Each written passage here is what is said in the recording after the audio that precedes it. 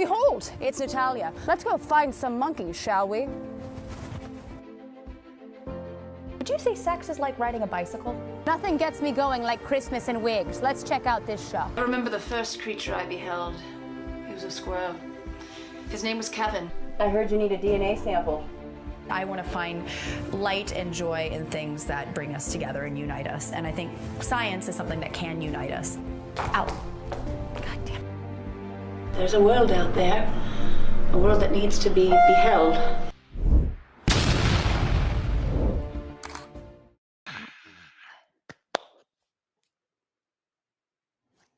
Behold, hello everyone. It is your host, Natalia Reagan, biological anthropologist and comedian, and I am back with another episode of Survival of the Filthiest. And while I've been out of the country, the US has gotten way filthier. It has gotten a lot worse. So I am, part of me doesn't want to go back home, but I will go back home. And for those of you who've watched the show before, you know I created this show because there has been a war on science, on people of color, gays, bays, jetways, veterans, queers, engineers, the vax, paperbacks, teachers, creatures, women, and, well, science as a whole. And I've got a very cute cat circling me right now. And as you know, if you watched a couple weeks ago, I was heading to the UK to come to Glastonbury, the big Glastonbury festival in the UK. Several hundred thousands of people descend on this beautiful farm, and they have a science future stage that I was so honored to perform on, and with an amazing crew of people. And today I have the woman behind Science Futures that made it all run, made it all work, Dr. Gilly Forrester.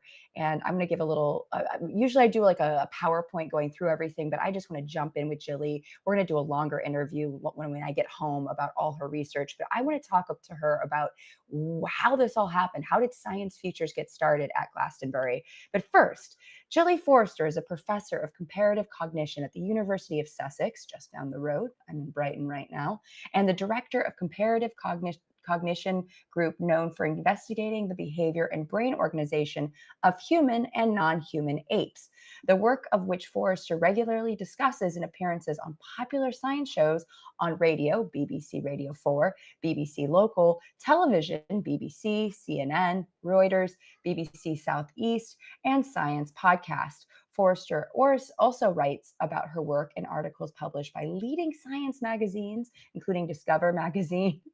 I've got Bug coming at me right now. Psychology Today. Do you want to come be on the show? Bug is a very cute cat you will get to know in a minute. Early Years Educator and Autism Parenting Magazine. Her work has been featured in Washington Post. That's not your water, Bug. The Conversation, Mensa IQ. I love petting a cat while doing this. Mensa IQ Magazine, Discover Magazine, and New Scientist. And her position as a popular science educator. She's an amazing science communicator, has participated in televised interviews by the Royal Society, which I think she's going to tonight, CNN and BBC regarding her research with the great apes and human development. And I am so excited to talk to her today about her work with Science Futures. Bug is very into this water. Please, people of the internet, welcome to the stage, Dr. Gilly Forrester. Jilly! Wow, no pressure there with that intro. And I'm also in your home. I failed to mention. You've been I've been hosting relegated me. to the bedroom, but you know. I'm sorry. It's okay. You've got Bug. You've got the better bit of the house with Bug. I'm staring at his booty right now. So he's showing me his assets, as it were. But wow, so you do so much amazing work in your day-to-day life as a scientist. And I want to have you on to talk more about your work with great apes and with human cognition and development. But today I really want to talk about Glastonbury and how you got involved in Science Futures. So what exactly is Science Futures for the folks at home? Yeah. So probably most people have heard of festivals that are specifically science. Like here in the UK, we have Blue Dot. It's a really big science and music festival. We've got Cheltenham Science Festival, Norwich Science Festival. So a lot of these festivals that are geared specifically to science. And then you get a population of people who are expecting science to come along and see what you're doing. But Glastonbury was a really unique situation where the festival is music. I mean, it's all about the music. But we're living in a time and an age of massive upheaval, misinformation, where people maybe prioritize emotion over evidence.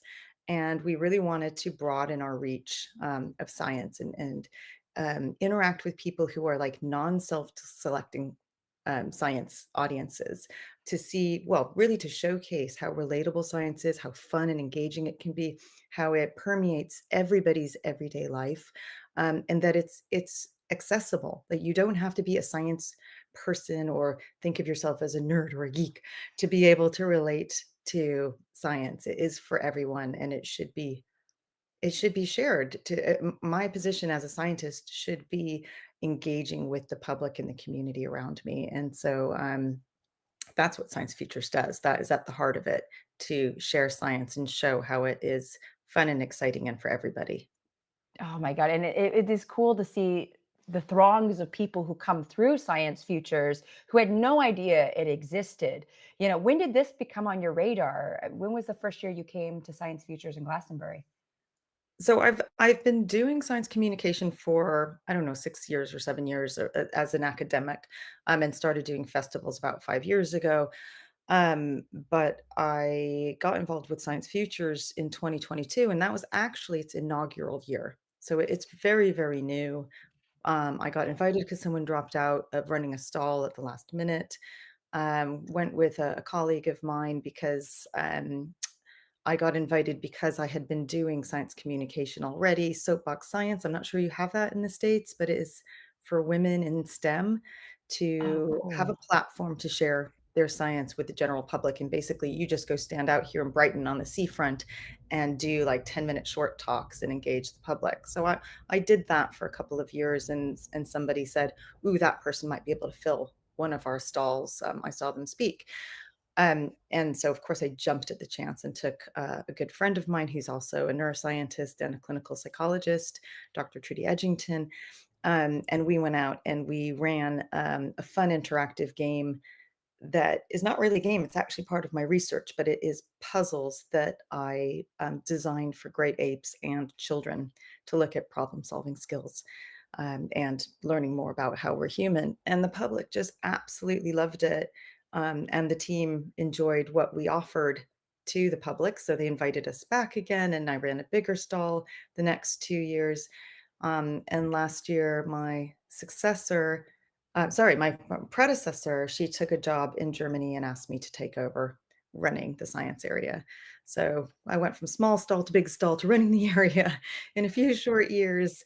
But along the way, I've roped in all my students, friends, colleagues, volunteers, and we've just brought together. I also inherited a fantastic team, and we've all come together to just collaborate. No one gets paid. We're all just there because we love science. We love sharing science. No, and it was a raging success this year. I can't imagine. I mean, you ran it like a tight ship. I didn't realize that this was, your first year. I knew that, that you had a predecessor, but I mean, it didn't feel like it was so seamless. You did such a good job making everybody feel at home, and but also, it just kept everything going like clockwork. I felt like everything was on time. It was pretty impressive. Now you brought baby boogie to Glastonbury. Can you tell us a little bit about that? Sure, yeah. So again, like the puzzle boxes that I brought in the previous years, Baby Boogie is directly tied to research that I do with infants. It was developed for the Royal Society Summer Science Exhibition last year, and now it was on tour this year, which is great fun. But the research is looking at children at high and low risk for autism, from the very, very first days of life. Currently, the way we diagnose and screen, it's quite late. We wait until kids show a deficit in or a delay in their language and their communication skills.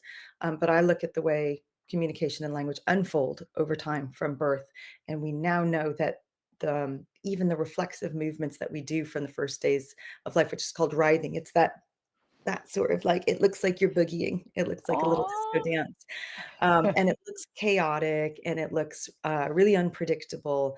But actually, what we now know is that it is unpredictable, it is chaotic looking, but it's the body practicing to get into all sorts of different postures so that babies can navigate the world and reach things and see things from upright positions, not just physical world, but also the social world. And so we are looking for kind of markers of higher chance of developing autism versus lower chance of developing autism from these very, very early movements, partially because we know many people who go on to gain a diagnosis also have a motor disorder. It Mm. might be dyslexia or dyspraxia or ataxia, but they're really, really common.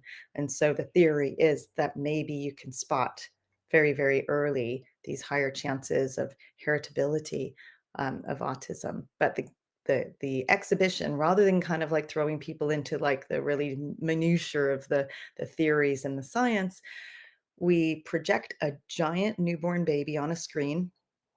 Our participants sit in gaming chairs, so they're leaning back in these lovely gaming chairs. They're looking at a giant baby. And for those of you who remember We Dance, it is very much like a We Dance game, but you're using all 4 limbs, so it's a really serious core workout as well. With 2 rattles in your hands, and you're just trying to mimic what the baby does, and our special camera software actually tracks all your limbs, all the landmarks on your body, and it gives you a score based on how close your movements match the baby's. You're competing against your friend or family member or whoever, other festival goers, and we just see who's the biggest baby. Who's the biggest baby? Do you see this like sweeping across the world? I feel like this could be the next new, what is the Nintendo? Is it the Switch? That's the thing Yeah, that the kids love these days. I feel like this could be a hit. I reckon it's an exercise fad coming for building core. Right? You'd And be unleash. amazing. It's a one-minute game, and it feels like forever because Oh, we just don't really recognize how hard babies work. oh my god. They are so strong. No wonder they're crying and hungry all the time, you know what I mean? Like, it's like CrossFit for little babies, just oh my goodness. Absolutely. Wow, it's a miracle that they don't have abs. It's all that adorable, cute. 6 packs under that under that Yeah, belt. exactly. My baby's got a six-pack. Oh my goodness. And you had, I mean, I just loved, you had the stamps too that were so great. So, there was a lot of little things that you made sure that Science Futures had. They had these really fun stamps that had, baby boogie stamps that look like a little tattoo. It's the closest thing I'll ever have to a tattoo. And the difference, you could build a skeleton and so on and so forth. Like really, Martini Frog, I believe, was a personal It was favorite. I'm not sure how thematically integrated that one was, but, Babies love martinis. you know, You never know. I don't know. That's a stretch. Don't don't hold me to that. uh, Uh, Frogs probably love martinis. They probably love sitting in a martini glass. I'm gonna take your word for that one. I feel like they would. I feel like they'd kind of become, their little wee fat body would become one with the glass. Now you had so many really cool booths this year at Science Futures. A lot of space themed booths, VR booths. Was there one that really stood out to you that you enjoyed partaking in, maybe more than others? Right. So I wish I had had time to go around and sample the booths in more detail, but they apply. It's quite a competitive process to get a pitch to Yeah, bring tell me about science. that. Yeah. I mean, just that, like there's not it's not a huge amount of space. We are a growing area, but we have about 7 or 8 big pitches, which was like, well, Baby Boogie. And then we have 5 smaller pitches in a big circus tent. And they all come in by competition. They tell us how, what they're going to look like, what kind of activity they're going to do, what their main messaging is. Um, and then we want cutting edge science, but we also want science that is fitting of the green fields, which is where Science Futures is hosted. And the green fields started at the birth of Glastonbury as a space where we could think about a more sustainable future. So it does have quite a lot of themes into climate change and climate science, and but also we're now recognizing that all of these issues that are arising with climate and sustainability have massive impact on our mental well-being as well. So Yeah. some of our stalls also investigate mental health and mental well-being We also had lots of art that was contributed by some of our collaborators who actually didn't come and have a stall, but they sent us images and big kind of canvas posters to hang up. One of them, I think, was just really lovely to showcase their children's drawings about how climate change makes them feel. So it's a mental health in children project for the children who live in the countries that are most affected by climate change. So here in the UK, we talk about it a lot, but we're not going to be the ones who are hardest hit. In the coming years, there are other countries that will suffer far greater issues, and so I think bringing that into the forefront is really important. And they were really cool to see. They're engaging because they're kids' drawings and they just stick out. But we had some VR stuff that also was about mental health and using VR as not like just go live in an alternate universe and escape current reality, but using it as an intervention. So a stress relief technique. And that was really cool. But we had the BBC Natural History Unit with us as well, and they show sneak peeks of their upcoming programs. Some of the more positive sides of the world today and getting back in touch with nature. Um, we had a team from Bristol University who looks at brainwaves and how they change when you hear nature noises. They're called brainwaves in birdsong. They're amazing. Just there, yeah, everybody was fantastic. And I think the highlight of it is that right in the center of the area, we have a laboratory stage, which is where we also do performances. So we have a pack full stage of science comedy, as you will very well know, because you provided us with the most amazing acts on a Thank daily you. basis all throughout. So watch the space for some videos that we'll share in the coming weeks. That was so much Um, fun. but music, panels, discussions, demos, you name it, we offered it. Yeah, shout out to, I mean, Chris TT for bringing amazing music, and, Neil and Mike for making the sound go and also putting on great shows, and Robin Ince. I mean, it was jam, and Allie running also a very tight ship. My goodness, like it was such a wonderful Yeah, team at Science Futures, and, Deep Blue playing multiple sets. They were so, so lovely. Yeah, it was such an honor to be part of. It felt like a family, and it we felt, did. We did, and it was really, yeah, really and your whole lovely to have family was them. there. Pardon? And your whole family was there too, My whole family. performing as Like well. I said, I rope everybody in for better or for worse. But I think, in the end, people who really enjoy sharing science and are passionate about it, they come back for more regardless of whether or not it's a paid work. They just really enjoy doing it. Like Robin, and he's Mhm. known for his work with Brian Cox and the Infinite Monkey Cage podcast and BBC Radio 4 program. But he just gives and gives with unconditional generosity to profile and bring to light the important issues of today, science being one of them. So we had him almost every day on the stage, helping us either compare panels or doing his own sorts of skits and poetry readings. And we had this science extravaganza variety show on the Thursday night, which was 3 hours of 10-minute acts, which just went forever, but was so fun. Oh, it was so fun. And I mean, I just loved how he also, aside from science, was very invested in, progressive talks throughout the festival, like champion women's, rights and things of that sort. Mm. Like he always had some suggestion of a book to read or this or that. And we just wanted so badly to, I think, to help and be Yeah. of service, which is really wonderful when you see a performer at that level just be like, I'm here to help. And Yeah, also, it's unusual, isn't it? right? It's Yeah. very special. I want to get, Edie, can I give you a shout out? Oh, I think she's got her headphones on. Can I give you a shout out of your new song? What's it called? See It Through? Okay. I also want to give a shout out to Edie Forrester. Do you go by Edie Forrester on Spotify? Edie Blue. Edie Blue. Check out Edie Blue's new single, See It Through, because she also performed multiple times on the laboratory stage and was amazing and up and coming, gonna kick ass, continuing. So, of course. Yeah, got to give a shout out where shout out are due. Yeah, to also women and girls in science, which is part of the reason why I'm out there as well. And we had the Daphne Jackson Trust out there, Yeah, also in our Women in Science panel Katie. that we got you roped you into as well. Well, I was honored to be part of that because you all are very esteemed, established academics that I learned a lot about what you've gone through in that panel. I But mean, Katy Perry at Glastonbury. Katy Perry at Glastonbury, Katy Perry, but not that Katy Perry. It's The it's all Daphne still Trust. bringing the Yeah. audience.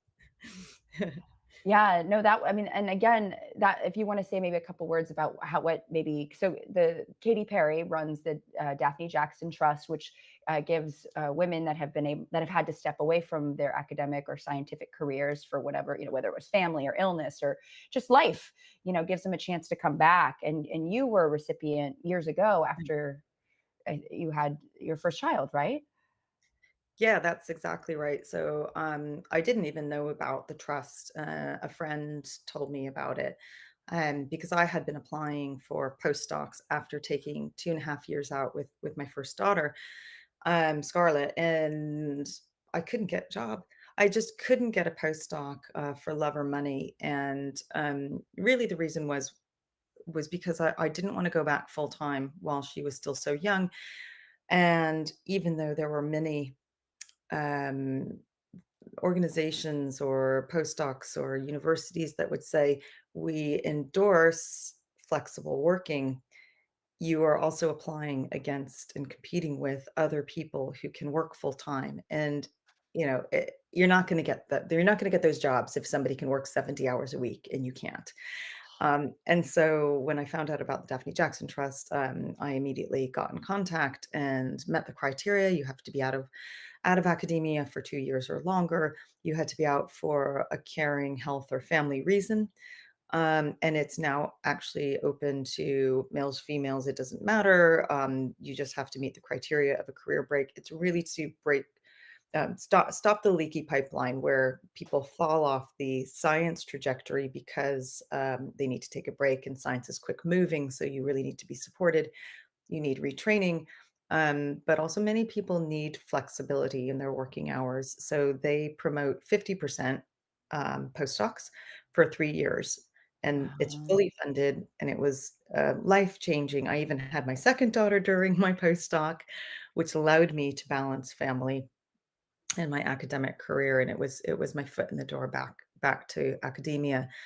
So yes, it's one of the reasons why I think I like to do public engagement as well, because I think we need to retain women and girls in science. And I think if you believe that that's the case, then you've got to show by example, and they need to have representatives out there saying like, look, it is possible. And so yeah, that's very much one of the drivers for the work.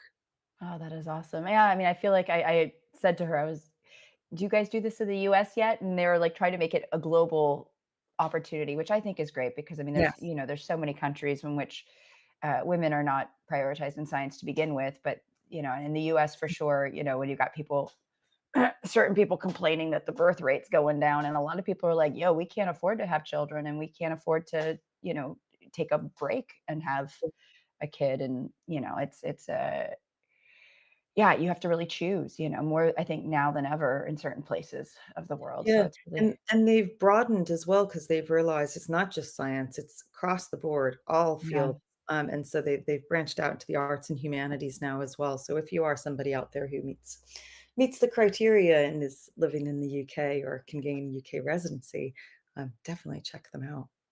And if anybody wants to get married in the UK, just, just kidding. Yeah, But yeah. but I love, also I should just want to say that, what you do is absolutely amazing, and I think you do exactly what I aim to do, which is teach people things without knowing. You're not ramming it down their throat, you are inviting people to engage, but you're not sorry that no innuendos. The amount of penis slides in some of my talk, I did feel like I was ramming it down their throat, and they were like, "I don't want this anymore. No more."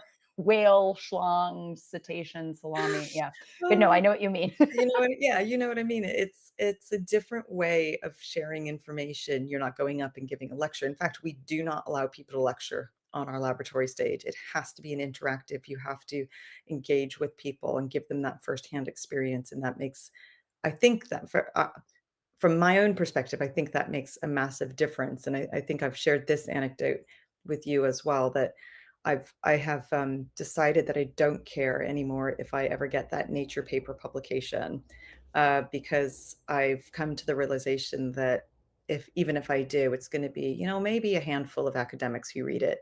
Maybe it gets a little bit of press and you get, I don't know, 100 people. That would be amazing if you get 100 people to read your Nature paper.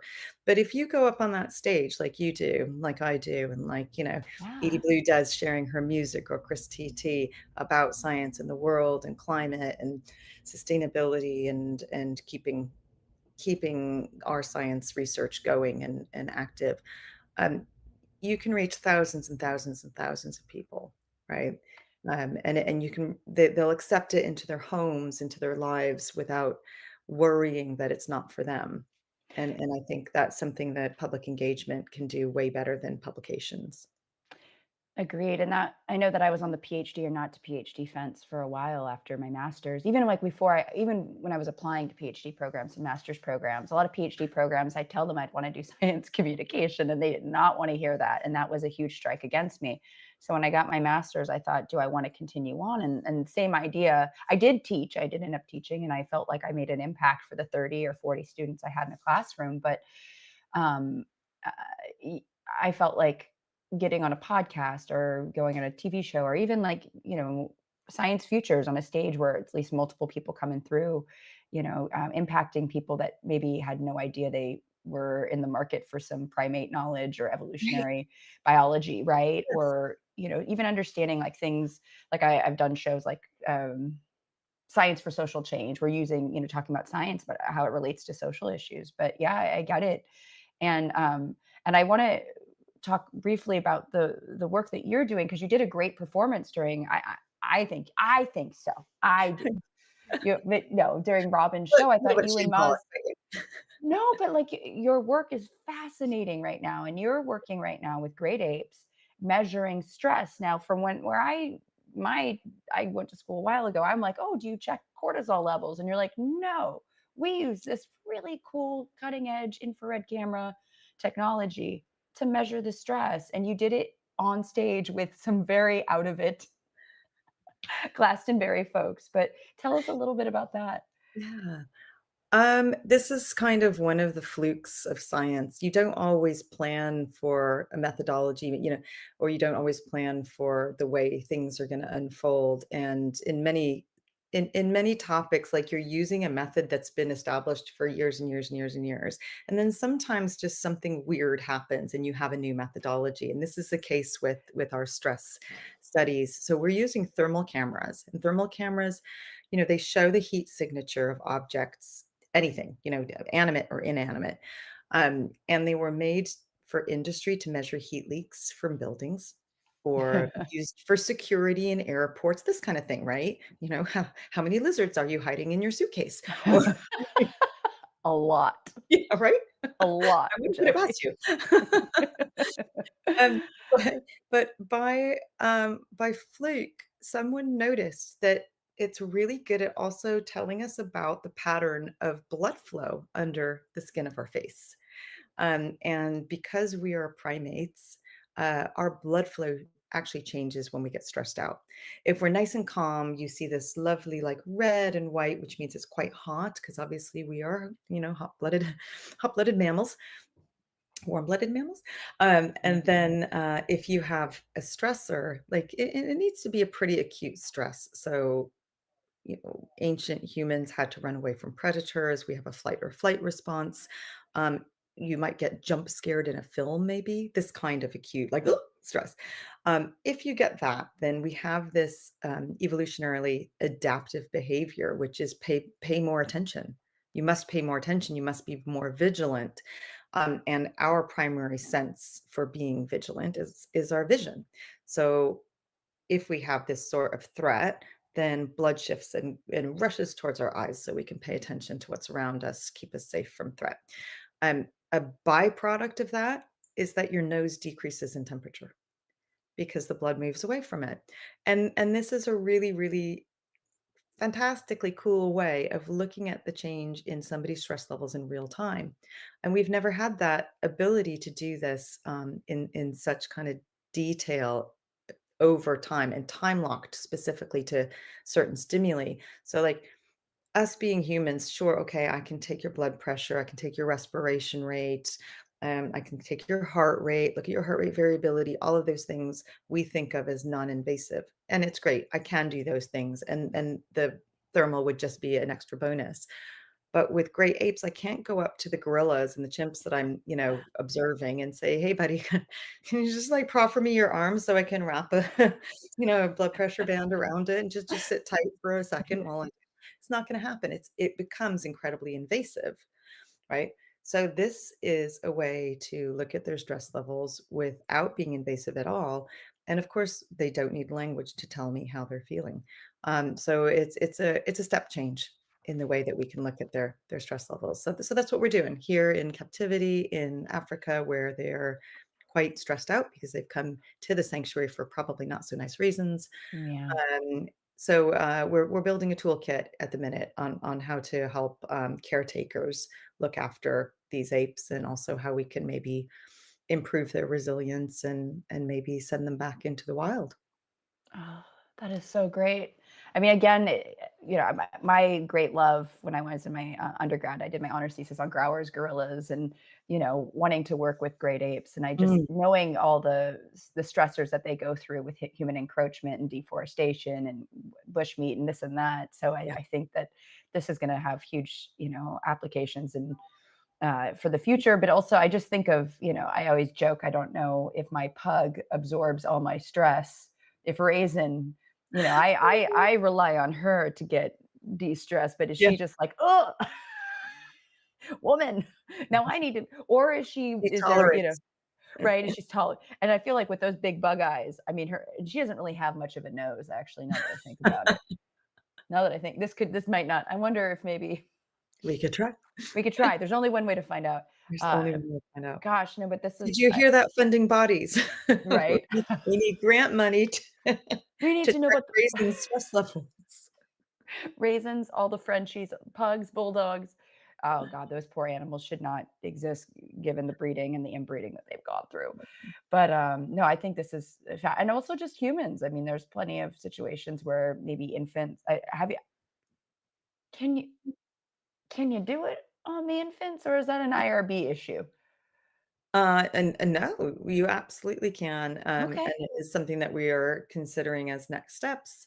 Also, we, of course, have nonverbal populations of people with autism, Yeah. um, and even, verbal populations who are neurodivergent. We know that anxiety and stress, can be a really, comorbid or synchronous condition with those. So lots of people who have diagnoses also have anxiety diagnoses and depression diagnoses, and I think PTSD, OCD, all of these things that will increase your stress and arousal levels, and particularly in situations where you've got like maybe overwhelm or oversensitivity to light, to sound, Yeah. noise, to crowds, whatever it might be, this is potentially a really useful and powerful tool.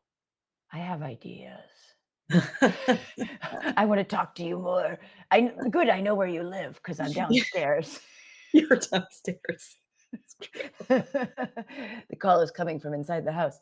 No, it's so fascinating because again, I think that there's so many ways that this can be used to just understand, like you Mm, said. I mean, the nonverbal and a lot of people don't even want to be honest about how they're feeling, or don't even know how to verbalize how they feel because it's no, it's so true. So our first couple studies, which will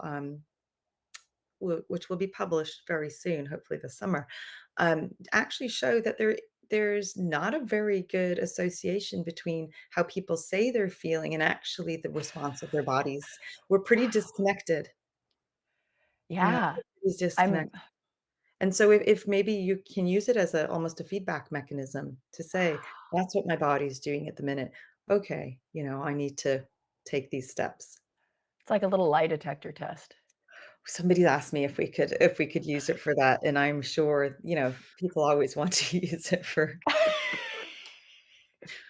Oh, all sorts no. of nefarious reasons. I did have No. somebody come up to me at a festival recently where I was demoing it, and they said, "Oh, I work for this airline," I won't mention which one. Um, would I be able to use it to tell when somebody is actually taking time off because of real mental health issues and when they're just lying about their mental health issues to get time off of work? I just thought I'm not having this conversation. Wow. I'm gonna just like when you would a Homer Simpson into the bushes, like doo doo doo doo doo doo doo doo doo. Wow. That Yeah. is messed up. But also, yeah, that's a bottom line issue that I don't understand. I think people are too obsessed with that. I will say that I love the VR that we had at so shout out to Zilla and Trudy Yeah, for their face wonderful space. yeah, that was yeah, face space was phenomenal, Yeah, and, I also was like, "Could the gorillas and chimps use this to chill out?" I don't know how they would react to an I don't get this know. I don't off know. me. Yeah, I But, I just mean, I wish there was a way because it was very calming, and I know for me, I it didn't was wanna stop. yeah, I mean, it forces you to disconnect with the world around you, doesn't it? And find some kind of, um, like the interoception, understanding how your body's feeling at the time and Yeah, using your focus on your own body to relax it. And it's yeah. something that we often fail to do in such a busy world, such kind of, rat race chaos all the time, and not just physically having to get around your day and get through the work day, but dealing with the amount of bombardment of information that's coming in all the time, and much of it which is coming from really unvetted sources that that can stress us out. Yeah, I mean, if you think about it, like, evolutionarily speaking, I mean, obviously, our ancestors had a lot of stress in certain but it was very specific. It was, I would dare I say, a smaller, amount that was coming to yeah, and like you said, vetted. Um, yeah, Yeah, oof, I definitely see, a future in both your work and their work with what's stressing you out? How do we fix it? yeah. Um, what's next for Science Futures? I know we have a fallow year coming up with Glastonbury, but what I'm actually going to move my computer also to the desk because it's about to die, I think. So Oh, don't mind. This is exciting. it is Come, very exciting. come with me on a journey, folks. Let's dot. See my kitchen. Hide the kitchen, hide the kitchen. Oh, Emergency. sorry. I'm gonna do this because I don't want to put Edie in the frame unless she wants to be in the frame. No, no, no, no. You're good. You're good. I can. Don't worry. You're fine. Oh no, You you're can see the sure? Okay. recycling She's and gonna stuff. go in the egg. Okay. She's Sorry. good. I just She's want to in be there. respectful of. Oh, she's egging it. I think. There we go. She's Okay. There's we have yeah. options. That look at this. The staircase, is very cool. I'm gonna say. We should But yeah, explain that we are literally just back from Glastonbury, and about 20 people's things have been deposited into the house, including including mine. So I am to be blamed for a lot of the chaos and disorder. Well, there's not really any disorder. It looks great, actually. You should see my place. Peter's seen my place. Peter has witnessed such. Okay, there we go. It's plugged in. But yeah, what's next up for Science Futures at Glastonbury?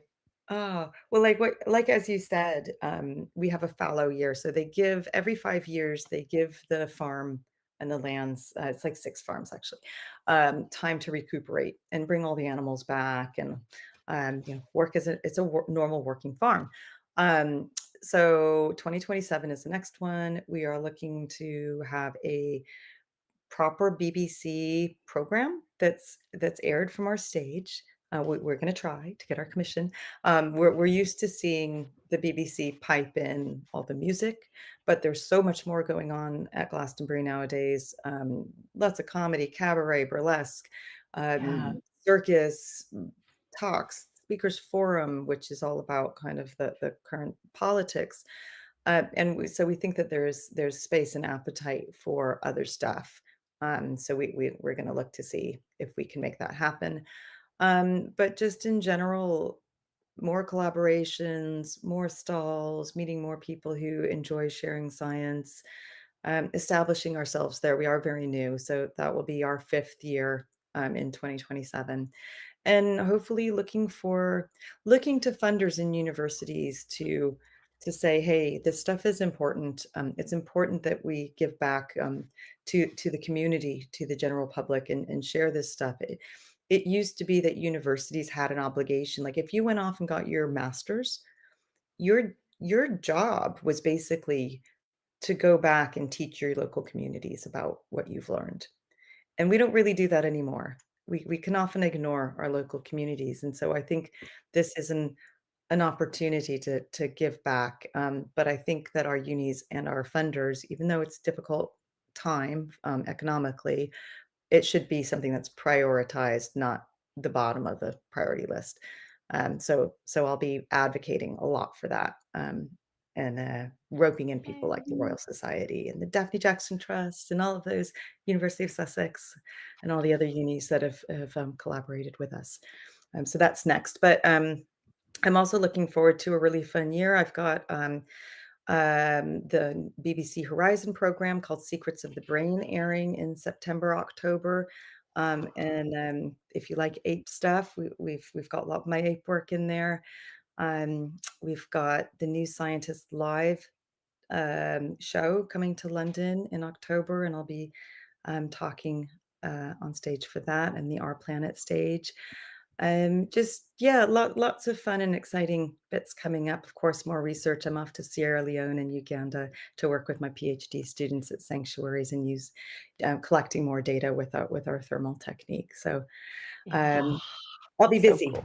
Be busy. Yeah, shout out to Great. Marianne or Moz, who she goes by either, who's working with you. I'm very excited about, her when we talked about her most recent trip and heading off to Sierra Leone. I mean, there's just so much excitement there from Yeah. your students, and I can just tell they love working with you because you're just such a great mentor. You really do treat them like family, and that's very special.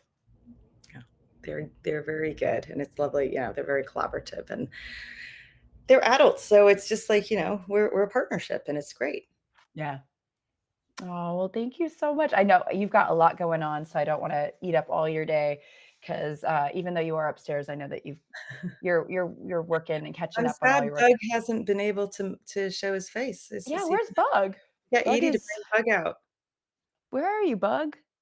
Where did he go? Is he? I don't know. I took my glasses off. He's not. Bug, is that? Oh, hold on. I see him. Shall I come Hold down on. and join Yeah, you? come join me. I'm gonna 'Cause come and join you and get Bug. I see his ears. I see his Okay. ears in a second. Folks, we're going to hold up just so you can see Bug because it's worth it. We're pretty sure Bug is a cat. I'm not 100% sure. Bug also could be an alien creature. I love your entrance. This is very, very, oh wait, no, it's over here. Sorry, there we go. Oh, Bug, there he is.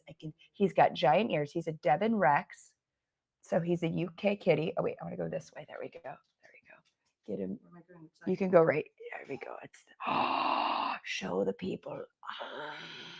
Look at Bug. Look at his soft underbelly. He's such a good baby. Bug, you're such a good boy. Gilly, you're such a good girl. Gilly's the best cat mom. Seriously. Are you tired? I'll put you back to bed. He's a drowsy kitty. He's been stealing water all day. Look at his little belly. Oh my God. He loves my feet or my shoes because they stink. Okay. Bye, Bug. Say goodbye to the internet. He's like keyboard cat. You could do a keyboard cat video with him. Yeah, the whole family, by the way, the whole Forrester family is incredibly talented, musically, artistically, all the things. Shout out to Scarlett. Scarlett did not get a shout out because she ran a great stall with the Linnaean Society. I know, right? I think, hold on, where's my, there we go. We can share that. Peter, can you hear both of us? I can. Hello. Yes, sweet. sorry. Okay. We could have done it like this the whole time. Yeah, we although- could have. It would have been harder because you would have. I know. And I always mess it up because of the mirroring. But and how can the people find you at home? Don't come to her house. That would be weird. Don't come to Don't my do what I house. did. You can find me on Wikipedia, Gillian Forrester. Mhm. I have gillianforrester.com is a little media website. So if you want to see some videos of the past work we've done, and you can find me at the University of Sussex, where you can look up papers, publications, and things of that nature. And then my public engagement umbrella is called Me Human. So if you look at Me Human, you can see all of the kind of citizen science, and it needs a little updating because we've been busy. You have been busy. No, and the Me But- Human shirts were so great. Oh, they're cute, huh? Yeah. But yeah, the logos were made by Edie because she's such a good artist. as well. She really is. All those sculptures too in here are Edie's, and they're freaking awesome. But yeah, I'm not difficult to find. So Okay. Find her in an appropriate way. And thank you so much for being on the show. Oh, it's my pleasure. Yay. I don't ever get to hug guests at the end of the show. Oh my God, that was so nice. Okay, cool. Well, folks, we're gonna do a longer one eventually when everything settles, because I want to know more about your journey, because your journey is fascinating. By the way, I didn't mention this. Gilly lived in not San Fernando Valley, but the Conejo Valley. No, Ventura County. Oh yeah, Ventura. Yeah, you were. Yeah, we were. Her high Westlake. school was not far. She went to Westlake. I went to Chaminade. I know it. Yeah. Snobbenade is what the kids called it, because it was Catholic school. Yeah, yeah. I was the public Westlake High School. There was also like a private one in LA, wasn't there? Yes, I think there. Yeah, So and then I was next to Thousand Oaks. Yeah, exactly. That's Yeah. And I went. My high school boyfriend lived in Agora, so I Oh, lived. I was right off Liberty know and it. Know it Chesbro. well. For you SFV or Conejo Valley folks, you know what Yeah, we're talking It's our about. drive to Zuma. coming through. Zuma is my favorite. Okay, God, folks. old memories. I know, Okay. right? Well, you have to come back and I visit. will. I know. I That'll will. be. Okay, I'm gonna close this one down. We're here. Well, if you want to actually hear, this is. I don't have my glasses on, but if you want to, I'm gonna wrap this up, and I'm gonna thank my patrons first, and I'm gonna thank Peter DeTucker, and also if you like the show and you want to support this illustrious production, you can join my Patreon. Yeah, please. Every little dime counts and helps me survive. So feel free to do that. If not, just you can follow the free stuff too. I post stuff on there for free. We're all hurting. Don't feel pressured. But I want to thank my patrons because they're amazing, including, if you want to go back and forth, Daniel Wynn. It's a good name. If you want to say, you could say Oh, sorry. I No, know my no. glasses name Oh, too. yeah, I know him. Claudia Allen. No, Claude. Claude, Sorry, Claude. Tom. Skullbeard. Yeah, Skullbeard, right? Oh, I like it. Tori Yates Orr. Reading. Well, that's English, isn't it? Yeah. Reading Malley. Yeah. He's actually a very good friend. Dana Logan. Michael Z. Weinstock. David Leitner. James Hudspeth. That just sounds British. James is an old friend and a burner. Oh, it's your turn. Anthony Zena. You're right. Thank you. I don't even know what's happening. Tom Berman. Tom Berman. He actually is a huge Glastonbury nut. And I sent him a postcard from Glastonbury. Oh, I know him and his nice. family, Leah and Tom and Max, the baby. Nice. Jen Beverstock. Oh, Ooh, Scott Scott- Froschauer. Oh, you're going to say that one. Froschauer. It means frog beater in, Good in name. German, right? Does it? Yes. JSB. Jeff Cohen. Andrea Bloom. We're almost done. Jonathan Marks. Kelly